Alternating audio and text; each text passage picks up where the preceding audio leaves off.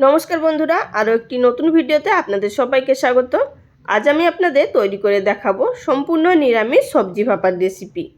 তো বন্ধুরা, এই রেসিপি খেতে অত্যন্ত সুস্বাদু হয়, আর নিরামিষের দিন কিন্তু এই রেসিপি যদি থাকে অনায়াসে কিন্তু এক থালা ভাত খাওয়া হয়ে যাবে, এতটাই টেস্টি হয়।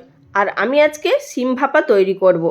অনেকেই কিন্তু শিম খেতে পছন্দ করেন না, শিমের মধ্যে একটা আলাদা গন্ধ থাকে বলে। আজকের এই রেসিপি দেখার পর যারা শিম খেতে পছন্দ করেন না তারাও কিন্তু অনায়াসে শিম খেতে পছন্দ করবেন। তো বন্ধুরা, এই রেসিপি তৈরি করার জন্য সবার প্রথমে চলে এসেছি গ্যাস ওভেনে। গ্যাস ওভেনের উপরে একটি কড়াইয়ের মধ্যে 1 টেবিল চামচ পরিমাণ সর্ষের তেল দিয়ে নিয়েছি। আর এখানে আমি 10 থেকে 12টা শিম নিয়েছি।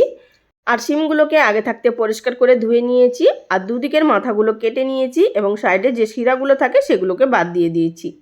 এবার তেল ভালোভাবে গরম হয়ে যাওয়ার পর তেলের মধ্যে দিয়ে দিচ্ছি 1/4 টিস্পুন পরিমাণ হলুদের গুঁড়ো।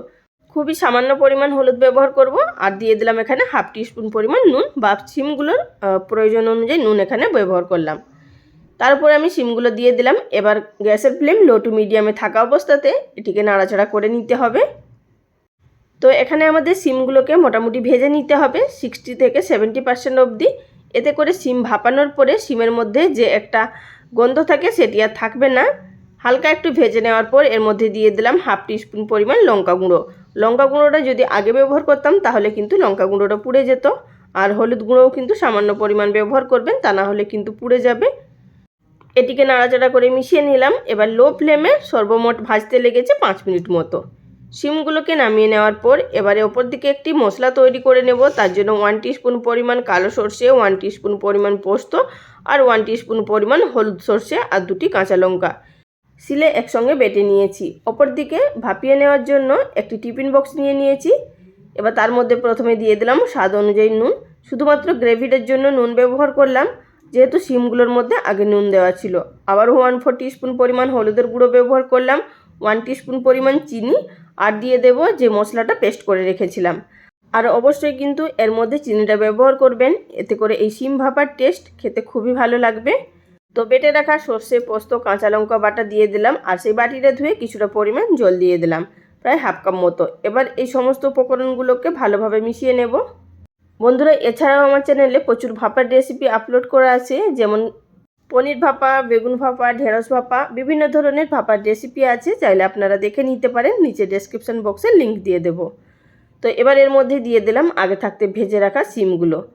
তো শিমগুলো দিয়ে দেওয়ার পর আবারও এটিকে ভালোভাবে নাড়াচাড়া করে একটু মিশিয়ে নেব। আর শিম ভাজার পর যে প্লেটের মধ্যে তেলটা ছিল সেটিকেও এর মধ্যে দিয়ে দিলাম।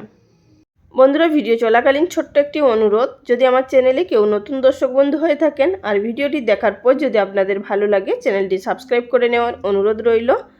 পাশে থাকা বেল বাটনটি অবশ্যই প্রেস করে রাখবেন, এতে করে আমার পরবর্তী ভিডিও নোটিফিকেশন সবার আগে পেয়ে যাবেন, আর সেখান থেকে আপনারা অনায়াসে দেখে নিতে পারবেন।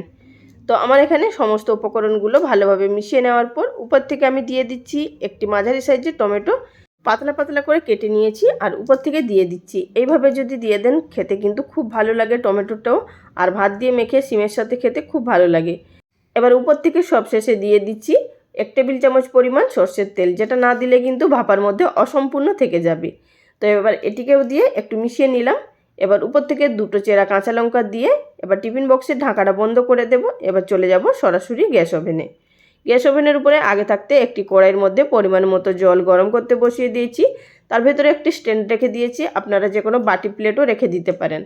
তার উপরে টিফিন বক্সটা বসিয়ে দিয়ে ঢাকা দিয়ে মিডিয়াম টু হাই ফ্লেমে এটিকে আমি রান্না করে নেব প্রায় 15 মিনিট মতো। তো 15 মিনিট মতো ভাপিয়ে নেওয়ার পর এবার ঢাকাটা খুলে নেব। তবে কিন্তু টিফিন বক্সের ঢাকা কিন্তু এখন খুলব না, কারণ এখন প্রচুর পরিমাণে গরম আছে। এবার টিফিন বক্সটা যখন হালকা একটু ঠান্ডা হয়ে যাবে তখন এটিকে আমরা খুলে নেব। তো এইভাবেই আমি ঢাকা দিয়ে আর 5 মিনিট মতো রেখে দিচ্ছি। এবার টিফিন বক্সটাকে খুলে নেব। তো এখানে আপনারা দেখেই বুঝতে পারছেন যে এটি খেতে কতটা লোভনীয় হয়েছে। টিফিন বক্সটা খোলার পর একটু নাড়াচাড়া করে মিশিয়ে নেবেন, এতে করে নিচের উপরের চারিদিকে খুব ভালোভাবে মিশে যাবে। আর এখানে আপনাদের দেখিয়ে দিচ্ছি টমেটোটাও কিন্তু খুব সুন্দরভাবে সিদ্ধ হয়ে গেছে। এখানে আমি গরম ভাতের সঙ্গে সার্ভ করে নিচ্ছি। আর বন্ধুরা, এই শীতের দুপুরে গরম ভাতের সাথে খেতে কিন্তু নিরামিষের দিন খুব ভালো লাগে। তো বন্ধুরা, রেসিপি কেমন লাগলো অবশ্যই লাইক কমেন্ট করে জানাবেন। আজ এই পর্যন্ত। আগামী দিন কোনো এক নতুন রেসিপি নিয়ে আবারও হাজির হয়ে যাব। ভিডিওটির সঙ্গে এতক্ষণ ধরে থাকার জন্য সকল বন্ধুদের অসংখ্য ধন্যবাদ। সবাই ভালো থাকবেন। নমস্কার।